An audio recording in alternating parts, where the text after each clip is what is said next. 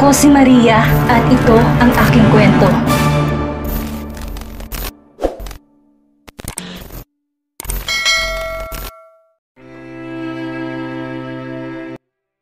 Lumapit ang isang nurse kay Lance upang sabihin na kailangan ito sa operating room.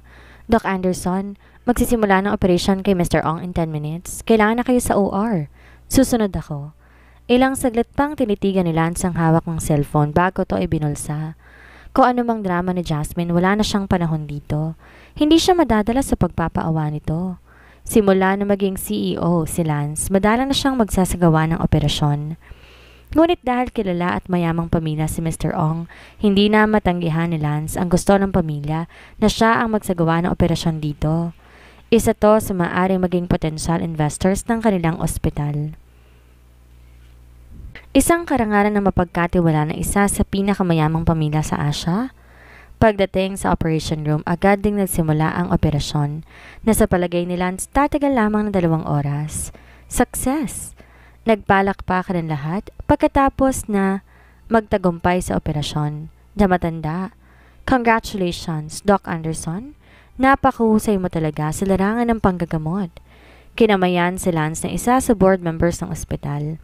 Dahil dyan, tiyak na ang pag-i-invest ng Mang Ong sa ospital, Mr. Anderson. Ngumiti ng formal si Lance sa mga ito. Pagkatapos magpaalam, bumaba na to ng VIP floor. Pagkalabas ng elevator, kumunot ang noon nito nang salubungin ng 3 nurses, namumutla at tila natataranta ang 3. Doc Anderson, kanina pa namin gustong ipaalam sa iyo ang sitwasyon dito sa ibaba, pero bawal din tawagin ka dahil nasa kalagitnaan ka ng operasyon. Gusto sana namin i-transfer sa VIP room si Mrs. Anderson, subalit puno ang VIP room sa taas at lahat na magagaling na doktor nasa operasyon. Galit na kiniwelyohan ni Lance ang nurse na lalaki. What did you say? Linawin mo ang sinasabi mo. Bigla ang pagsalakay ng takot sa dibdib ni Lance nang banggitin itong asawa. Si Mrs. Anderson, nag-aagaw buhay siya. Marami ng dugong nawala sa kanya at nanganib ding mawala ang inyong anak. Oh God! Nang sabihin ng lalaki kung nasa ng asawa niya, halos takbuhin na ito ni Lance. Bilang doktor, sanay itong makakita ng malulubha at dugo ang pasyente. Palaging kalmado si Lance sa lahat ng sandali, ngunit sa pagkakataong to, hindi niya magawang makagalaw sa kinatatayuan habang nakatingin sa katawan ni Jasmine na sugatan at duguan. Jasmine! Nanginig ang katawan, bumaling si Lance sa mga taong naroroon. Prepare the VIP room now. Pero Doc, lahat ay okupado. I don't care. Palayasin lahat ng pasyente sa lahat ng VIP room sa itaas. Ihanda lahat ng kailangan para sa operasyon. Inawakan ni Lance ang kamay ni Jasmine. Hindi nito inaasahan na nakuhang lungkot na bagay sa kamay nito. Ito ang ultrasound photo ng sinasabi nitong anak nilang 2. Naalala ni Lance ang pagmamakaawa ng asawa sa kanya. Lance, tulungan mo kami ng anak mo. Nakikiusap ako, iligtas mo kami. Nandito kami sa intersection malapit sa ospital, iligtas mo kami. Hindi nagsisinungaling si Jasmine. Hindi ito nagdadrama. Nagmamakaawa ko sa Lance, iligtas mo kami. Iligtas mo ang anak natin. Parang nabibingi si Lance habang paulit-ulit itong naririnig ang pagmamakaawa ni Jasmine. Nagmamakaawa to sa kanya pero naging bingi siya. Buisit, ano tong ginawa ko? Natumba si Lance sa lakas ng suntok ni Fernan na kadarating lang. Hayop ka? Inuna mo pang ibang tao kaysa gamutin ng kapatid ko? Wala kang kwentang asawa. Inaawat si Fernan ng mga taong naroroon. Humahangos na dumating si Marvin na nag-aalala din sa inaanak. Fernando, minahon ka. Hindi itong tamang panahon para mag-away kayong 2. Bumaling si Marvin sa anak na si Lance na wala sa sarili at tulala. Lancelot, wake up. Simulan ng operasyon ngayon din mismo para mailigtas ang asawa mo. Galit na tiningnan ni Fernan si Lance. I swear, Lance. Oras na may mangyari sa kapatid ko, hindi na ako papayag na magpakatanga siya sa katulad mong walang puso. Pagdating sa VIP floor, agad na pinasok si Jasmine sa operating room.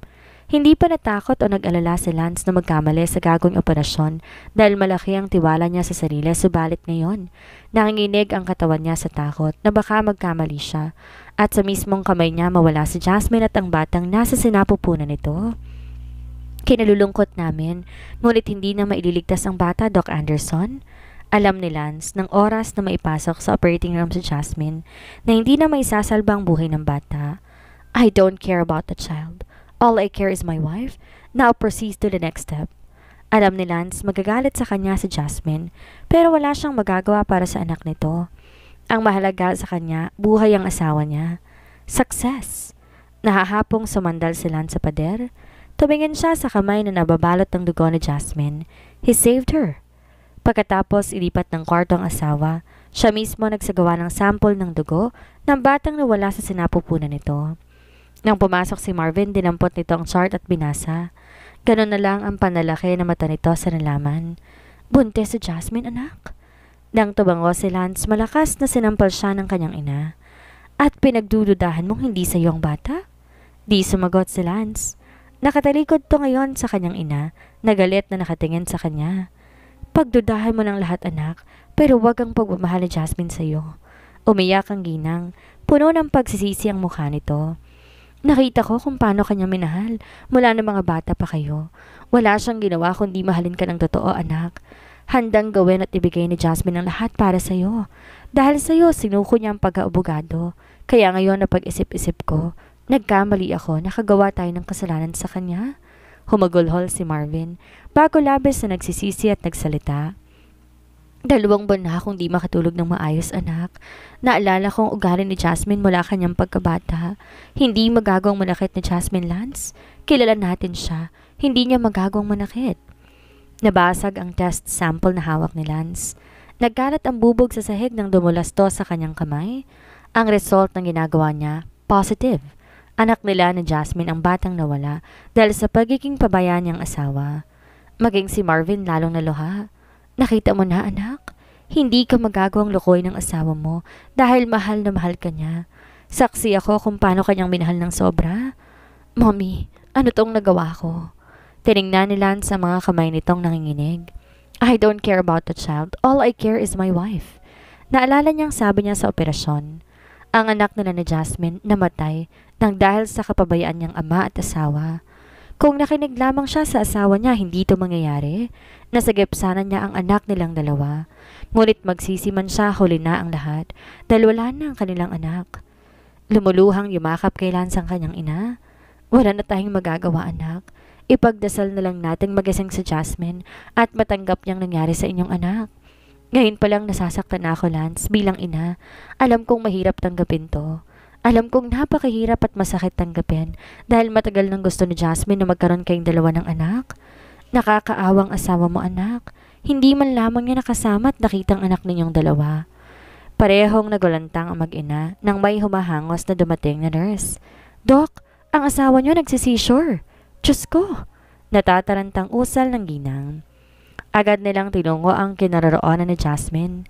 Nakapakabigat man ang kalooban ni Lance at puno ng pagsisisi, kinakailangan niyang maging matatag para sa kanyang asawa. Nawala na ang kanilang anak. Hindi na siya papayag na pati pa ito ay mawala.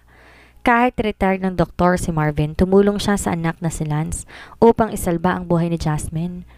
Habang nire-revive nila to, hindi maiwasan ng ginang ang maluha sa kalunos-lunos na lagay ng kanyang inaanak at manugang. Come on, Jasmine, fight! Nanginginig na wika ni Lance habang inilalagay sa dibdib ng asawa ang defibrillator. Inutusan itong taasan ang electricity shock ng assistant nurse, subalit diretso pa rin ang linya sa heart monitor ni Jasmine. Jasmine, lumaban ka. Nakikiusap ako, huwag kang susuko. Pakiusap ni Marvin. Habang patuloy sa pagluha, naaawang nakatunghay ang mga hospital staff sa kanilang CEO. Ngayon lang nila to nakitaan ng pag-aalala. Mukha itong miserable at takot na takot mawalang asawa. Pakiusap, Jasmine, huwag kang susuko. Marami pa akong gustong itanong sa'yo. Marami akong gustong sabihan na nangangako ko. Sa pagkakataong to, makikinig na ako. Lumaban ka, Jasmine. Huwag mong iwan ang mga taong nagmamahal sa'yo. Doc Anderson, may heartbeat na ulit ang asawa mo? Masayang balita ng isang nurse. Tulalang bumagsak si Lance sa sahig. Ngayon lamang ito na pagtanto. Nanginginig na siya sa pangamba na baka hindi bumalik si Jasmine sa kanila. Naalala ni Lance ang malaking sugat ni Jasmine sa tiyan at sa ulo. Naitakip niya ang kamay sa labi at maya-maya, di niya namalayan lumuluha na pala siya. Matapang si Jasmine. Sa kabila ng mga sugat at malubhang lagay nito, nagawa pa siyang tawagan ito. Anak! Tumingin si Marvin sa mga staff na naroon sa loob at pinaalis ang mga to. Ang tanga-tanga ko. Hindi ko man lang inalam ang totoo. Pinagdudahan ko siya kahit alam kong ako lang lalaking minahal niya. Sa kabila ng masakit na sinabi ko sa kanya, sa kabila ng pagtataboy ko sa kanya, ako pa rin ang nangunguna sa listahan ng mga taong hiningan niya ng tulong kahit alam niyang wala akong kwentang asawa. Inawakan ni Marvin ang kamay ni Lance. Marahan niya itong pinisil para palakasin ang loob ng anak. Ipagdasal na lang natin na sana tuloy-tuloy ang pagaling ni Jasmine, Lance. Natigil sa pagsasalita ang ginang nang makarinig ng komosyon sa labas. Nagkakagulo. May mga staff na umaawat kay Fernan, galit na galit, gustong pumasok. Lumabas ka, Lancelot. Papatayin kitang hayop ka. Bitiwan niyo ako. Dahil malaking tao si Fernan tulad ni Lance, kinailangan tong awatin ng 8 nurse na lalaki upang di makapasok sa kwartong kinaroroonan ni Jasmine. Inayos ni Lance ang composure bago lumabas. Sumenyas to na bitawan at hayaan si Fernan. Agad lumipad ang kamao ng binata sa mukha ni Lance nang makawala sa mga nurse. Hindi lang isang suntok ang pinadapo ni Fernan sa asawa ng kapatid niya, kung hindi maraming beses pa. Wala siyang pakialam kung dumugo ang mukha nito. Ang gusto lang niya ay maigante ang kanyang kapatid. Hayop ka. Buntis ang kapatid ko at alam mo. Pero anong ginawa mo? Hinayaan mong mamatay ang bata? Muli, sinuntok ni Fernan si Lance. Hindi umawat si Marvin. Hinayaan niya ang binata at alam niya ang nararamdaman nito. Dahil kung siyang nasa posisyon ni Fernan, magagalit din siya ng husto. 2 taon kong di nakitang tuloy na masaya sa Jasmine, Lancelot. Nakita ko kung paano mo siyang tingnan na parang hangin, pero nagbulag-bulagan ako kasi mahal ka ng kapatid ko. Palagi niyang sinasabi mahal ka niya at masaya siyang asawa ka niya, pero anong ginawa mo? Pinaiyak at sinaktan mo lang siya. Hayop ka. Wala kang kwentang asawa. Wala kang kwentang ama. I'm sorry. Ang tayong magagawa lang ni Lance humingi ng tawad. Sorry? May babalik ba ng sorry mong ginawa mo sa kapatid ko? Hindi na, Lancelot. Kaya ngayon wag kang aasa na makakalapit ka pa sa kapatid ko. Tumigas ang ekspresyon ni Lance. You can't do this to me, Fernan. I am her husband. Kung meron man may mas karapatan sa ating dalawa, ako yon, dahil ako ang asawa niya. Pagak na natawa ang binata. Kailan ka pa nagpakaasawa sa kapatid ko? Sa palagay mo, hindi ko alam na pinagbabawalan mo siyang sumama sa lahat ng mga lakad mo. Lahat ng event na puntahan mo mag-isa. Iniiwan mo si Jasmine na mag-isa sa bahay.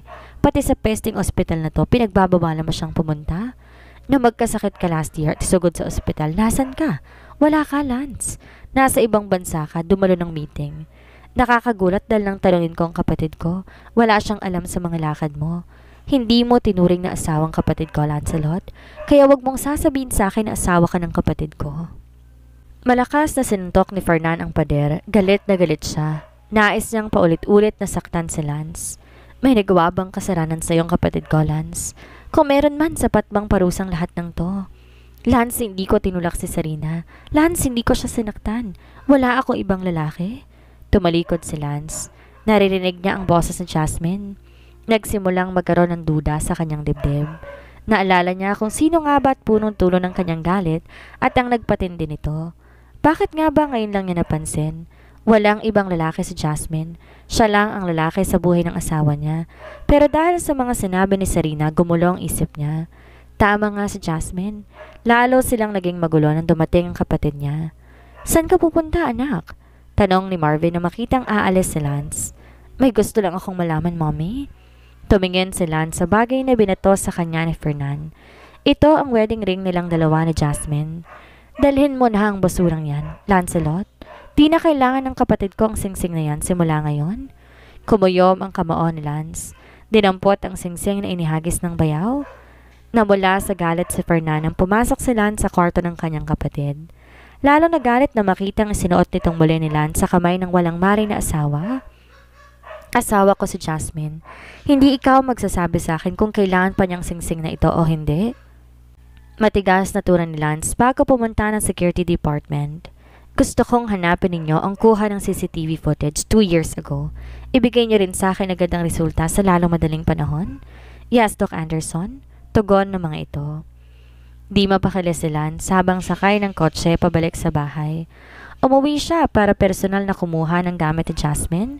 Ngunit nang paakyat na siya ng kwarto, bigla siyang may naalala. Akbang pababa na siya na makasalubong si Sarina. "Kuya, I miss you." Malambing na yumakap si Sarina sa kapatid habang nakapaskel ang matamis ng ngiti sa kanyang labi. "Kuya Lance, bakit ganyan ang tingin mo sa akin? Na-miss mo ba ako? Ikaw kasi, bakit kailangan mong bantayan si Jasmine dito sa ospital? Di ba, hihiwalayin mo na siya? Bakit ba kailangan mo pang bantayan siya? Hindi mo na siya dapat alalahanin dahil hindi niya deserve ang pag-aalala mo." Natigilan si Lance sa sinabi ni Sarina. Namapansin to ng babae. Pinalungkot nito ang mukha at mahinang umiyak. "Sorry Kuya Lance ha. Hanggang ngayon kasi naalala kong ginawa niya sa akin, pati na ang panloloko niya sa'yo. Naaawa ko sa sinapit niya pero mas nangingibabaw ang galit ko dahil iniputan ka niya sa ulo." Napakasama ni Jasmine, Kuya Lance. Umaarte lamang pala siya na mahal ka niya pero ang totoo, niloloko ka lang pala niya. Mahal kita, Kuya Lance, kaya inaalala lang kita. Ayokong makasama mahabang buhay ang babaeng gaya niya. Di sumagot si Lance. Nanibago si Sarina sa pananahimik ng kapatid, kaya hinabol niya to. "Kuya Lance, may problema ba?" Umiling si Lance kay Sarina, ngunit naroon ang seryosong tingin nito sa kapatid. "Salamat sa lahat, Sarina. But I think kailangan mo nang umalis ng bahay na to." Napatda si Sarina sa sinabi ng kapatid. "Kuya Lance, bakit? Ito ba ang gusto ni Jasmine? Inaaway ka ba niya dahil sa pananatili ko dito?" Isinubsob nito ang kamay at umiyak. "Sorry Kuya Lance ha. Dahil sa akin hanggang ngayon may samaan pa rin kayo ng loob. Hayaan mo't aalis na ako dito sakaling magising pa siya." Kumunot ang noo ni Lance. Di nagustuhan ang huling sinabi ng kapatid. Nang mapansin ni Sarina ang galit nitong ekspresyon, agad tong nagpaliwanag. Pasensya ka na Kuya Lance. Nabanggit sa akin ng mommy kanina na tumawag siya. Malubaraw ang tama ni Jasmine sa ulo at tiyan. Nabanggit din ni mommy na kung sakaling magising siya, baka magkaroon siya ng issue sa ulo at utak. Nakakalungkot isipin pero kailangan mong tanggapin ang posibilidad na po pwedeng mangyari sa kanya, Kuya Lance. Gagaling si Jasmine, Sarina, at babalik siya sa bahay na to. Matigas na wika ni Lance bago iniwan si Sarina na ngayon walang kangiti-ngiti sa kanyang mga labi. Pagdating sa kwarto ni Jasmine, agad na nagtungo si Lance sa walk-in closet nito. Kunot ang noo na mapansin ang jacket na pamilyar sa kanya. Naalala niya noon. Umuwi si Sarina sa kanila suot ang kapareho nitong jacket. May butas pa yun sa hoodie nang tanongin niya ng kapatid. Sinagot siya nito na nakita nitong tinapon ni Jasmine sa basurahan ang jacket na ibinigay niya. Kinuha niya yung jacket at sinuri. Wala itong butas na hoodie katulad na nakita niyang suot noon ni Sarina. Hindi ko tinulak si Sarina sa hagdan. Lance, maniwala ka. Nagmamadaling pinuntahan ni Lance ang kapatid. Nasaan si Sarina? Umalis sir, may pupuntahan daw. Sagot ng kasambahay. Akmang paakyat na si Lance nang maisipan itong magtanong. Nung itulak ng asawa ko si Sarina, narinig niyo ba ang pagtatalo nila? Imbes sumagot, kumamot sa ulo ang matanda. Sir, bakit kailangan niyong tanong sa amin yan? Kung po pwede mo namang alamin sa kuha ng CCTV footage ang nangyari noong araw na yon. Kumunot ang noo ni Lance, puro ng pagtatanong na tumingin sa matanda. Nako, Sir Lance, di ba nagit sa inyo ni Ma'am Jasmine na may CCTV sa buong villa maliban sa mga kwarto? Naalala ko kasi noon si Sir Fernan na nagpakabit noon para bantayan si Ma'am Jasmine. Kung gusto mong mapanood ang mga kuha, kailangan mo pong hingin kay Ma'am Jasmine ang mga kuha ng video. Bago kasi siya maaksidente, kinolekta niyang lahat ng CCTV footage. Nagmamadaling umalis si Lance ng villa para magtungo ng ospital. Ang daming gumugulo sa isip niya. Kung gustong patunayan ni Jasmine na wala itong kasalanan, bakit di pinakita sa kanya ang mga kuha ng CCTV? Masisiraan na si Lance sa kakaisip kung ano bang nasa isip ni Jasmine. Kumunot ang noo ni Lance na makatanggap ng tawag mula sa ospital. Hindi niya maintindihan kung bakit bigla siya nakadama ng kaba. Ang bili niya kasi sa mga staff, tatawagan lang siya kapag may emergency nangyari. Maging mommy niya ay maraming missed calls na sa kanya. Kaya hindi dapat siya madalas na nagsasilent ng cellphone dahil ang dami niyang hindi nasasagot na tawag. Hello, mommy. Inunan Lance tawagan ng mommy niya dahil ito ang nagbabantay sa asawa niya. Lance, bumalik ka na anak. Bakit? Ano nangyari? Kinakabahang tanong niya. Sina Jeremy at Ferlita anak, bumalik na sila. Ang balak nilang i-transfer sa ibang ospital ang asawa mo. Nakadama ng takot lahat ng mga staff at pasyente ng ospital. Halos mapuno ang hospital ng mga armadong kalalakihan. Sa pasilyo kung nasaan ang kinaroroonan ng kwarto ni Jasmine, maririnig ang malakas na iyak ni Ferdita. Galit na galit to kay Lance sa sinapit ng kanyang prinsesa. Tinuling nila tong prinsesa sa pamilya, minahal ng sobra, ngunit sasaktan lamang to ng iba. Ang mas kinagagalit ng mag-asawa, nalaman nilang mas inuna nitong ibang tao kaysa sariling asawa at anak. Sir, nasa labas ang asawa ni Ma'am Jasmine? Di natuloy ng tauhan ang sasabihin na magsimulang mag-hysterical ang among babae. Jeremy, ayokong makita ang asawa ni Jasmine. Dahil sa kanya nawala ang ating apo. Hindi ko siya mapapatawad. Tumiim ang bagang na Jeremy. Niyakap nito ang asawa at pinatahan. Calm down, wife. Ang sakit, Jeremy. Kita mo ba ang kalagayan ng ating anak? Parang wala ng buhay. Narinig mong sabi ng doktor na kausap natin kanina, di ba? Maliit ang chance na gumaling si Jasmine. Sakaling gumaling siya, pwede siyang magkaroon ng abnormality sa pag-iisip. Napakasakit makitang nakarate ang anak natin sa hospital bed na yon. Kung inuna siyang gamutin ng asawa niya, maaagapan silang mag-ina. Kung alam kong mangyayari to, hindi ko sana hiniyaang makasalang prinsesa ko sa lalaking yon. Dinig ni Lance ang galit ng kanyang biyanang babae. Tama ito. Kung naagapan ng asawa niya, di mawawala ang anak nila. Hindi aabot sa gantong kalagayan ng kanyang asawa. Maski mommy niya, nagalit din sa ginawa niya. Naging pabaya siyang asawa at ama. Isang malakas sa suntok ang tumama kay Lance nang maabutan to ni Fernand sa labas ng kwarto ng kapatid. Hindi ba't sinabi ko na sa'yo na huwag ka nang pupunta dito, Lancelot? Hindi ka kailangan ng kapatid ko kaya umalis ka na. Ita-transfer namin siya sa ibang ospital. Sa ospital na wala ka? Hindi ako papayag, Fernand. Ako pa rin ang asawa at ako mas may karapatan sa kanya. Hindi ako papayag na iliw sa akin ang asawa ko. Tumawa si Fernand para may nakakatawa sa sinabi ni Lance. Bakit, Lancelot? Anong magagawa mo laban sa pamilya namin? Gusto mo bang gumamit kami ng kapangyarihan para mawala sa iyong lahat? Nang di magsalita si Lance, tumawa si Fernand. See? Di mo kayang mawala lahat ng pinaghirapan mo. Kaya mo nga pinakasalan ng kapatid ko dahil ayaw mong mawala ang lahat sa'yo. Tama ba ako? Pwes maging masaya ka na. Dahil hindi na mawawala sa iyong lahat. Makakawala ka pa sa kapatid kung matagal mo nang isinusuka. Naririnig ang lahat ni Sarina, lahat ng sinabi ni Fernand. Hindi ito nakatiis at nagsalita. Sige, Kuya Lance, hiwalayin mo na si Jasmine. Hindi ba't ito naman ang gusto mo? Kaya paulit-ulit mo siyang pinapapirma ng divorce paper. Ito na ang pagkakataon mo, Kuya Lance. Palayain mo ng babaeng hindi mo naman mahal. Nawala sa galit si Fernand, maging sina Jeremy at Ferdita na nakarinig sa sinabi ni Sarina at nagpupuya sa galit. Pinapapirma mo ng divorce paper ang anak ko? Tumulo ang luha ni Ferdita. Di makapaniwala na sa kabila ng ngiti ng kanyang anak, puro pasakit pa lang naranasan nito sa piling ng asawa. Diyos ko, Jeremy, ang anak natin. Kawawang anak natin. Gago ka talaga. Sa sobrang galit ni Fernand, sinugod niya si Lance at muling sinapak. Tangina mo talagang hayop ka. Wala kang kasing sama. Umawat si Sarina, humarang upang di masaktan si Lance. Subalit hinila to palayo ng kadarating lang na si Marvin. Pwede ba tigilan niyo na ang kuya ko? Sisihin niya si Jasmine dahil siyang habol ng habol sa Kuya Lance ko. Kung hindi siya desperada, hindi aabot sa gantong lahat. Iliyo mo sa akin ang ampon mo, Marvin. Baka hindi ako makapagtimpi. Mabasag kong mukha ng batang yan. Nagpipigil si Ferdita na wag lapitan si Sarina at sampalin.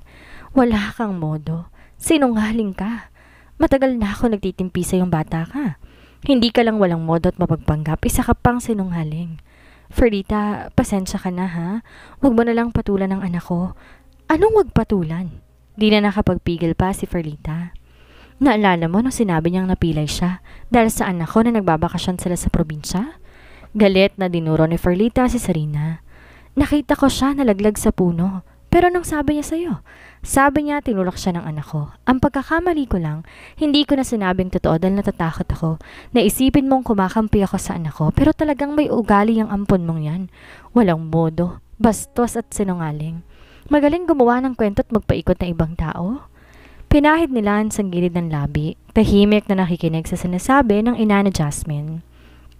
Naalala niyang araw na yon. Galit na galit siya sa ginawa ni Jasmine. Kung ganon, hindi yun totoo.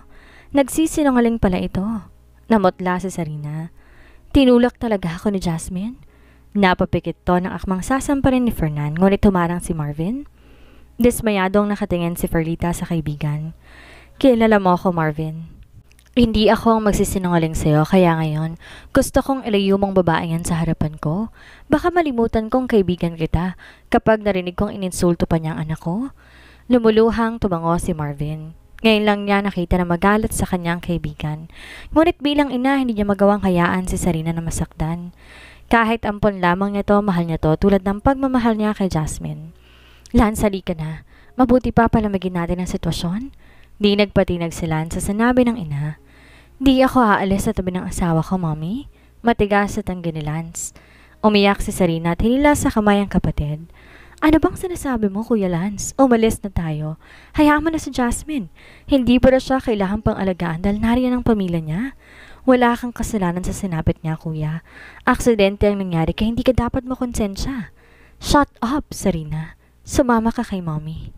Hindi makapaniwalang tumingin si Sarina sa kapatid. Hindi makapaniwalang nakikitaan niya to ngayon ang labis sa pag-aalala kay Jasmine. Kuya Lance, hindi ba tong gusto mo? Ang makalaya ka sa kanya. Pero bakit parang di ka masaya? Shit, Sarina. I said shut up. Singhal ni Lance sa kapatid. Puno ng pagkairita ang mukha nito habang nakatingin kay Sarina na ngayon di makapaniwalang umiiyak na. Dahil sa kauna-unahang pagkakataon, sinigawan siya nito. Hindi ako aalis sa tabi ng asawa ko. Kung ang kapalit ng pananatili sa tabi ni Jasmine ay ang lahat ng meron ako, kunin niyo ng lahat, wala akong pakialam. Hindi ako aalis sa tabi niya kahit magtulong-tulong pa kayong itaboy ako. Ano ang gagawin ni Lance ngayong nalaman na ng mga magulang ni Jasmine ang masamang trato nito sa kanilang prinsesa? Anong mangyayari sa muling pagising ni Jasmine? Yan ang ating aalamin sa susunod nating kabanata.